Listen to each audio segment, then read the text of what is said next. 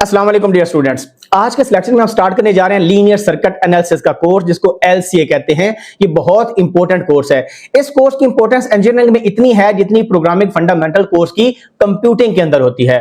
तो आज के सिलेक्शन में हम एक ओवरव्यू करेंगे कि इस कोर्स में हम क्या पढ़ते हैं, किस किस्म के प्रॉब्लम्स हम सॉल्व करेंगे और कौन सी बुक को फॉलो किया जाएगा, कितने चैप्टर्स कवर करेंगे। तो हम इस कोर्स में इंजीनियरिंग सर्किट एनालिसिस की बुक फॉलो करेंगे, 9th edition by William H Hayt. इस पूरी प्लेलिस्ट के अंदर लीनियर सर्किट एनालिसिस, जिसको एलसीए कहते हैं, हम 9 चैप्टर्स को कवर करेंगे with practice problems as well. Linear circuit analysis के अंदर आपको 3 डिफरेंट वर्ड्स नजर आ रहे हैं। लीनियर का मतलब है linear relationship between voltage and current, यानी सर्किट्स के अंदर हम ऐसे कंपोनेंट्स को यूज करेंगे जिनमें वोल्टेज और करंट का जो ग्राफ है वो लीनियर होगा, यानी स्ट्रेट लाइन होगा। वो कौन से कंपोनेंट्स हैं जो लीनियर हैं, जो हम इस पूरे कोर्स में यूज करेंगे? Resistor, capacitor and inductor. अगर हम रेजिस्टर के केस में देखें तो ओम्स लॉ फॉलो होता है, जो कि क्या होता है? V is equal to I R. तो इसमें वोल्टेज और करंट आपस में डायरेक्टली प्रोपोर्शनल होते हैं।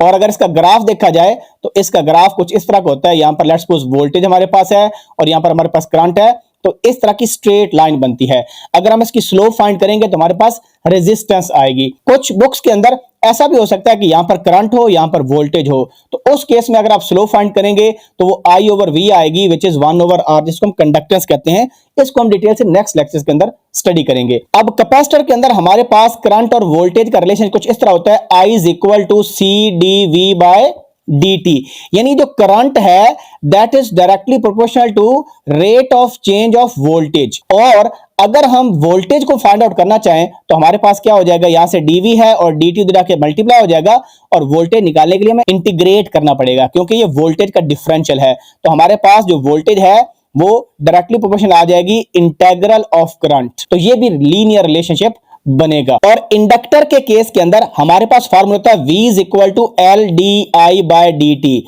यानी जो वोल्टेज अक्रॉस इंडक्टर है that is directly proportional to rate of change of current, यानी V is directly proportional to D I by D T. तो इसमें वोल्टेज और करंट का रिलेशनशिप ऐसा होता है, और तीनों का ही लीनियर रिलेशनशिप है। इन तीनों कंपोनेंट्स के अलावा हम ऑपरेशनल एम्पलीफायर को भी एज अ लीनियर कंपोनेंट देखेंगे, और इस पर भी कुछ लेक्चर्स कवर करेंगे। अब सर्किट क्या होता है? सर्किट ऐसे इलेक्ट्रिकल कंपोनेंट्स का कनेक्शन होता है जिसमें क्लोज्ड पाथ बन रहा हो। इलेक्ट्रिकल कंपोनेंट इस तरह कनेक्टेड हो कि उनमें एक लूप बने या क्लोज्ड पाथ बने for the flow of electric current. For example, आपके पास ये बैटरी है प्लस माइनस, और लेट्स सपोज ये 9 वोल्ट की बैटरी है, और आपके पास एक रेजिस्टर यहां पर लगा हुआ है और एक रेजिस्टर यहां पर लगा हुआ है, या 2 रेजिस्टर सीरीज में इस डायरेक्शन में करंट फ्लो कर रहा है आपका। ये आपका R1 रेजिस्टर है, ये आपका R2 है। यहां पर मैं प्लस माइनस लगा लेता हूं पोलैरिटी, और लेट्स सपोज ये 1 किलो ओम का रेजिस्टर है और ये आपके पास 2.2 किलो ओम का रेजिस्टर है। अब देखिए ये सर्किट की एग्जांपल है,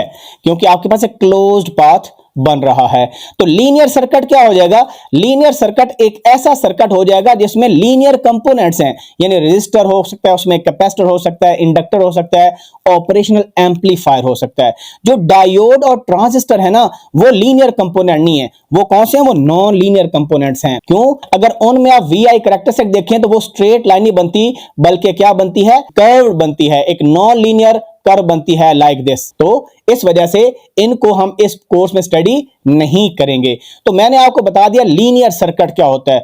अब हम बात करते हैं एनालिसिस की। एनालिसिस ऑफ लीनियर सर्किट का मतलब है, अगर हमें एक इलेक्ट्रिकल सर्किट गिवन हो जिसमें लीनियर कंपोनेंट्स हो और हमें कुछ अननोन्स कंप्यूट करने हो, like voltage across resistor R1 और voltage across resistor R2। For example, voltage V1 है जो कि अक्रॉस R1 ड्रॉप हो रही है, इसी तरह जो वोल्टेज V2 है वो अक्रॉस R2 ड्रॉप हो रही है, और R1 और R2 में करंट क्या फ्लो कर रहा है वो हमने कंप्यूट करना है। यानी हमें एक सर्किट गिवन होगा, उसमें हमने वोल्टेजेस कंप्यूट करनी होंगी अक्रॉस डिफरेंट इलेक्ट्रिकल कंपोनेंट्स जो कि लीनियर होंगे, हमें करंट कंप्यूट करना होगा थ्रू इलेक्ट्रिकल लीनियर कंपोनेंट्स, या हमें पावर कंप्यूट करनी होगी कि भाई R2 में कितनी पावर डिसिपेट हो रही है, ये कितनी पावर कंज्यूम कर रहा है।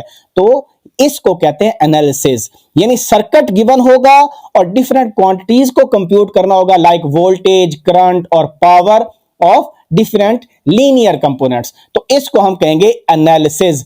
अब जब नेक्स्ट लेक्चर में कवर करूंगा जो कि चैप्टर 1 का होगा, उसमें हम डिटेल से देखेंगे कि भाई एनालिसिस की कितनी टाइप्स हमारे पास होती हैं। तो ये मैंने आपको ब्रीफ ओवरव्यू दे दिया। So see you in the next video. अपना ख्याल रखें। अल्लाह हाफिज़।